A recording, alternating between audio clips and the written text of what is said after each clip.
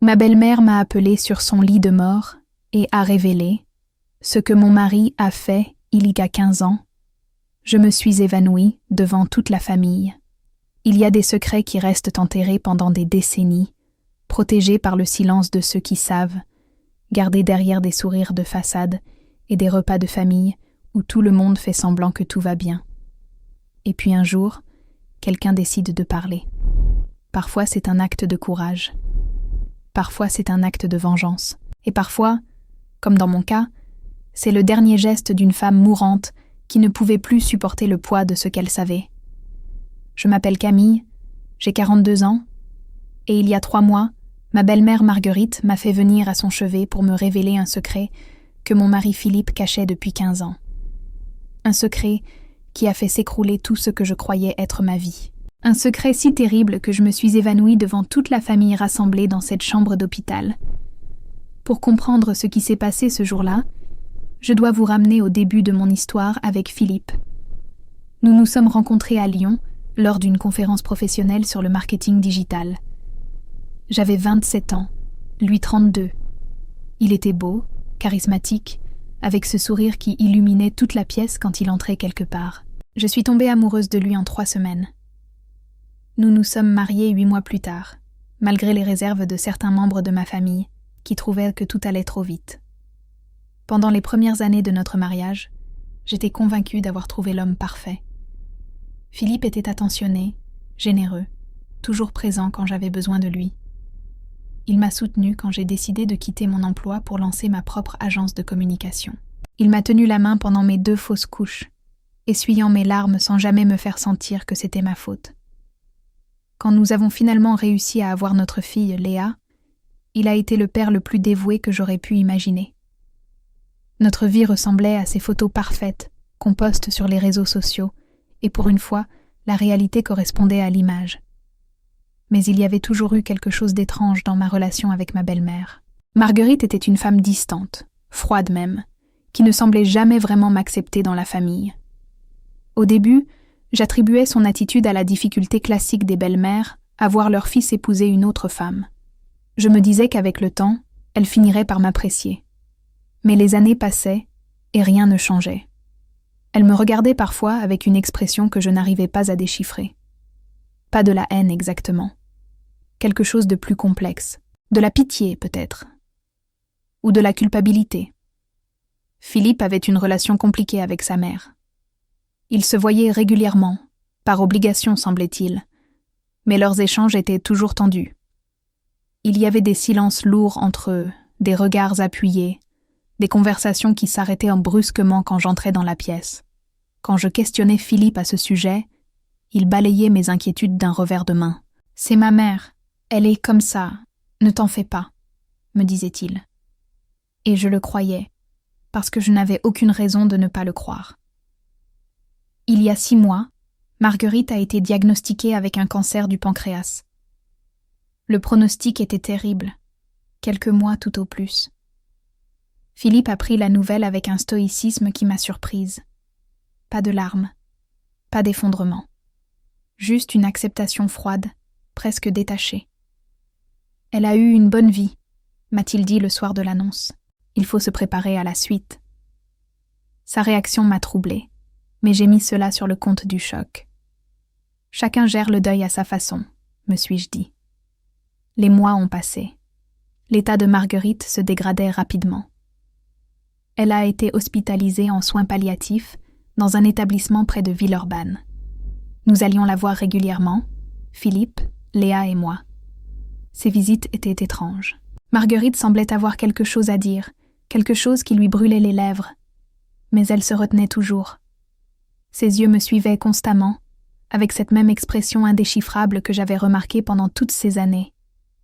Et puis, il y a 3 mois, j'ai reçu un appel. C'était une infirmière de l'hôpital. Marguerite voulait me voir, seule. Elle avait insisté sur ce point.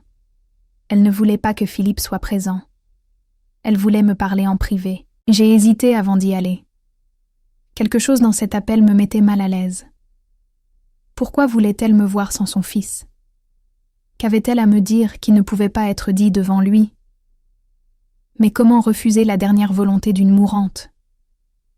J'ai pris ma voiture et je me suis rendue à l'hôpital, le cœur serré par une appréhension que je ne pouvais pas expliquer.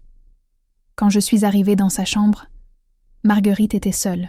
Les machines qui la maintenaient en vie émettaient leur bip régulier, formant une mélodie sinistre. Elle avait terriblement maigri depuis ma dernière visite, 3 jours plus tôt. Ses yeux, autrefois d'un bleu perçant, semblaient délavés, comme si la vie les quittait déjà. Mais quand elle m'a vue entrer, une lueur s'est allumée dans son regard. Une détermination que je ne lui avais jamais connue. « Camille, a-t-elle murmuré, ferme la porte et assieds-toi. Ce que j'ai à te dire va prendre du temps. » J'ai obéi. Mon cœur battait si fort que je pouvais l'entendre résonner dans mes oreilles. Je me suis assise sur la chaise à côté de son lit et j'ai attendu. Marguerite a pris une grande inspiration, difficile, douloureuse. Puis elle a commencé à parler. « Il y a 15 ans, a-t-elle commencé. Avant que Philippe ne te rencontre, il était marié, avec une femme qui s'appelait Aurélie. » Ces mots ont été comme une gifle. Marié? Philippe ne m'avait jamais dit qu'il avait été marié avant moi.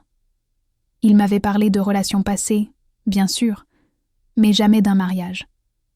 J'ai voulu l'interrompre, poser des questions, mais quelque chose dans l'expression de Marguerite m'a fait garder le silence. Elle avait besoin de parler, et je sentais que ce qu'elle avait à dire était bien plus grave qu'un simple mariage caché. Aurélie était une femme merveilleuse, a continué Marguerite. Douce, généreuse, aimante. Elle adorait Philippe. Elle aurait fait n'importe quoi pour lui. Ils se sont mariés jeunes, trop jeunes peut-être. Philippe avait 25 ans, elle 23. Pendant les 2 premières années, tout semblait aller bien. Et puis, Marguerite s'est arrêtée. Une larme a coulé sur sa joue creuse. J'ai pris sa main, instinctivement, même si je sentais que ce qu'elle allait me dire allait me détruire. Aurélie est tombée enceinte. Philippe n'en voulait pas. Il disait qu'il n'était pas prêt, qu'il n'avait pas assez d'argent.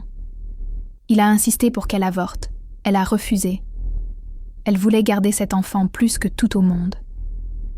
Alors Philippe, la voix de Marguerite s'est brisée. Elle a fermé les yeux pendant un long moment, rassemblant ses forces. Philippe a commencé à changer. Il est devenu distant, puis agressif.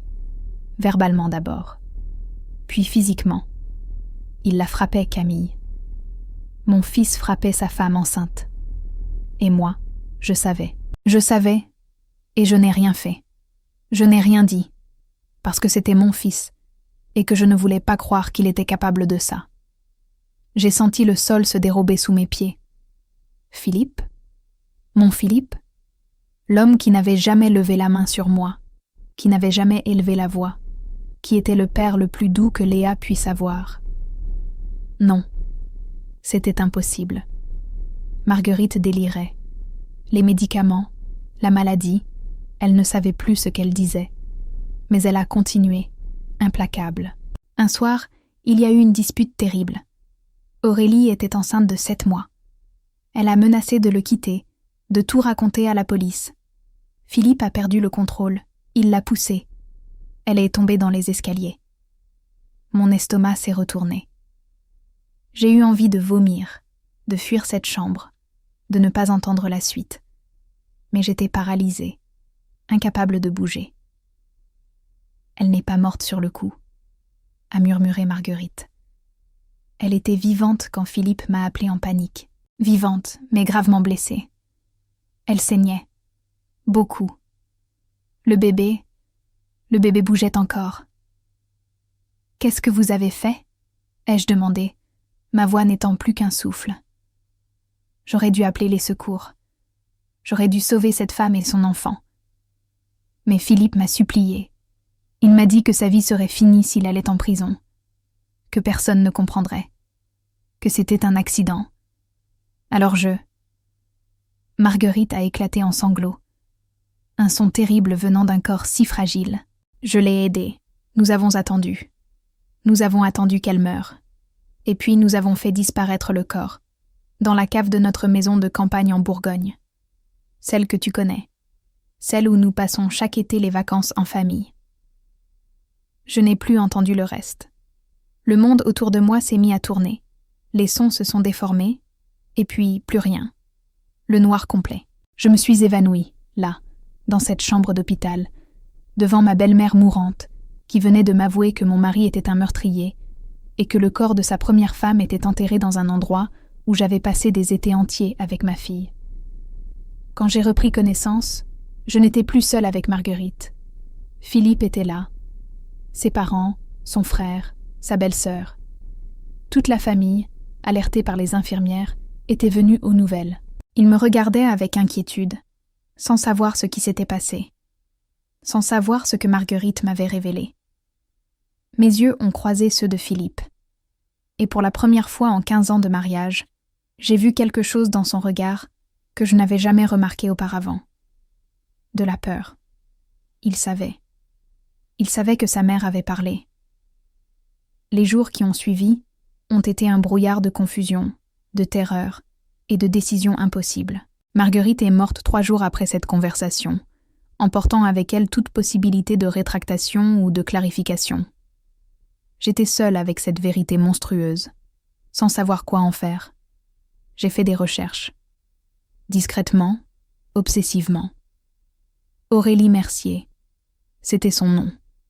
Elle avait disparu il y a 15 ans, officiellement portée disparue après avoir quitté le domicile conjugal selon la déclaration de son mari de l'époque. Aucune enquête approfondie n'avait été menée. Ses parents étaient morts dans un accident de voiture quelques années plus tard, sans jamais avoir retrouvé leur fille. Elle était devenue un dossier classé, une statistique parmi tant d'autres personnes disparues. La maison de Bourgogne. J'y avais passé des étés entiers. Léa avait joué dans ce jardin. Nous avions fait des barbecues à quelques mètres d'un corps enterré. Cette pensée me rendait physiquement malade. J'ai confronté Philippe. Pas immédiatement. J'ai attendu après l'enterrement de Marguerite, après que les formalités soient réglées, après que la vie ait repris un semblant de normalité. Et puis un soir, quand Léa était chez une amie pour une soirée pyjama, je me suis assise face à mon mari et je lui ai dit ce que je savais. Sa réaction m'a terrifiée plus que tout le reste. Il n'a pas nié. Il n'a pas pleuré. Il n'a pas demandé pardon. Il s'est contenté de me regarder avec une froideur que je ne lui connaissais pas. Et il a dit « Ma mère n'aurait jamais dû te raconter ça. C'était il y a longtemps. Ça n'a plus d'importance. » Plus d'importance ? Ai-je répété, incrédule. Tu as tué ta femme enceinte et enterré son corps dans le jardin de ta maison de vacances. Comment est-ce que ça pourrait ne plus avoir d'importance ? C'était un accident, a-t-il répondu, toujours avec ce calme glacial. Et ce qui est fait est fait. Personne d'autre ne sait. Ma mère est morte. Il n'y a que toi. Et tu ne diras rien. Qu'est-ce qui te fait croire ça ? Philippe s'est levé.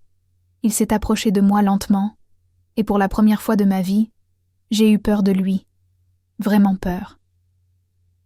Parce que si tu parles, tu détruis notre famille. Tu détruis Léa. Tu crois qu'elle se remettra d'apprendre que son père est un assassin ? Tu crois qu'elle aura une vie normale après ça ? Non. Tu garderas le silence, Camille. Pour elle. Pour nous. Et avec le temps, tu finiras par oublier. Il avait tort. Je n'allais pas oublier. Je n'allais pas garder le silence. Mais je devais être intelligente. Je devais protéger ma fille tout en m'assurant que justice soit rendue pour Aurélie et son enfant qui n'avait jamais eu la chance de naître. J'ai contacté un avocat spécialisé en droit pénal.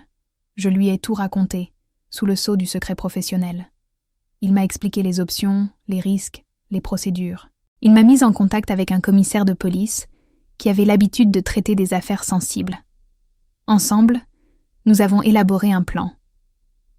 Les enquêteurs se sont rendus à la maison de Bourgogne avec des équipes de recherche spécialisées.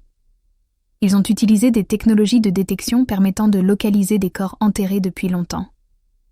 Et ils ont trouvé ce que Marguerite avait décrit. 2 corps. Aurélie et son bébé, enterrés sous le vieux cerisier, à l'endroit exact où Léa avait l'habitude de jouer quand elle était petite. Philippe a été arrêté à son bureau, menotté devant ses collègues qui n'en croyaient pas leurs yeux. L'homme charmant, le cadre respecté, le père de famille exemplaire, était en réalité un meurtrier qui avait échappé à la justice pendant 15 ans. Le procès a été un cauchemar médiatique. Toute la France a suivi cette affaire, fascinée par ce fait divers digne d'un roman noir. J'ai dû témoigner, raconter ce que Marguerite m'avait révélé, exposer ma vie privée devant des millions de personnes. Ma fille Léa, qui avait maintenant 13 ans, a appris la vérité sur son père d'une façon que je n'aurais jamais souhaitée. Philippe a été condamné à 25 ans de réclusion criminelle. Pendant le verdict, il m'a regardée avec une haine pure, comme si j'étais responsable de sa chute. Comme si ce n'était pas lui qui avait tué une femme et son enfant à naître. Comme si ce n'était pas lui qui avait menti pendant 15 ans. Aujourd'hui, 1 an après le verdict, je reconstruis ma vie. Léa et moi avons déménagé dans une autre ville, loin des regards, loin des murmures. Elle suit une thérapie pour traiter le traumatisme d'avoir découvert qui était vraiment son père. Certains jours sont meilleurs que d'autres.